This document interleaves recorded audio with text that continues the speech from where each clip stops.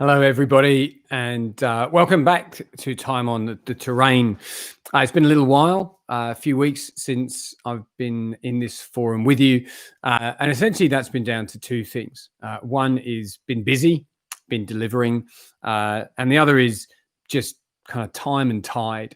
It's been a long year for many, of course, but equally for us at 4i. There's some changes coming.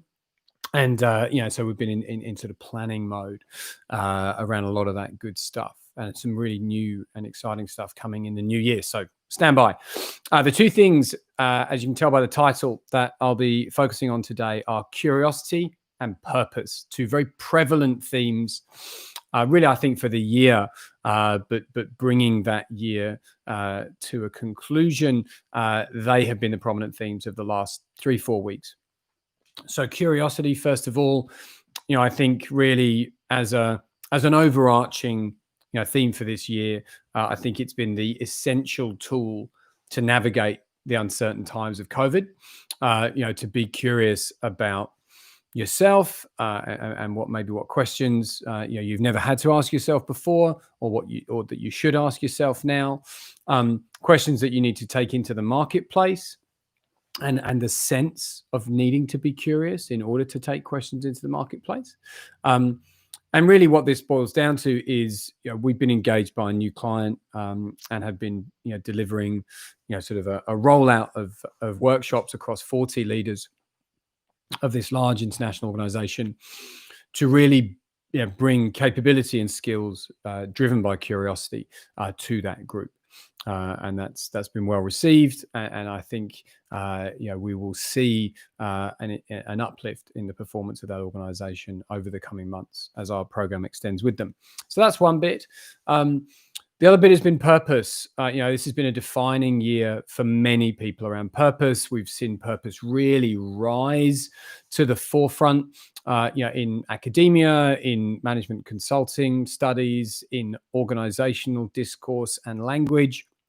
For me personally, and for the organization, I lead at 4i, it has been a revelatory period around our purpose to help leaders make the world better, and to do everything that we can as an organization, both with the work we do as our clients and in what we do as a business in order to do that. And purpose has been prominent for us in specific relation to our webinar series, Curated Conversations, this year's series, Leadership Now. We're in between two of these webinars on purpose. The first one, which I led the content of, was all around aligning individual and organizational purpose. First, defining what purpose is, looking at how it can benefit both individual and organization. And there's a lot of research now showing that organizations that have a strongly defined sense of purpose outperform on literally every metric organizations who have a less clear or do not have a sense of purpose.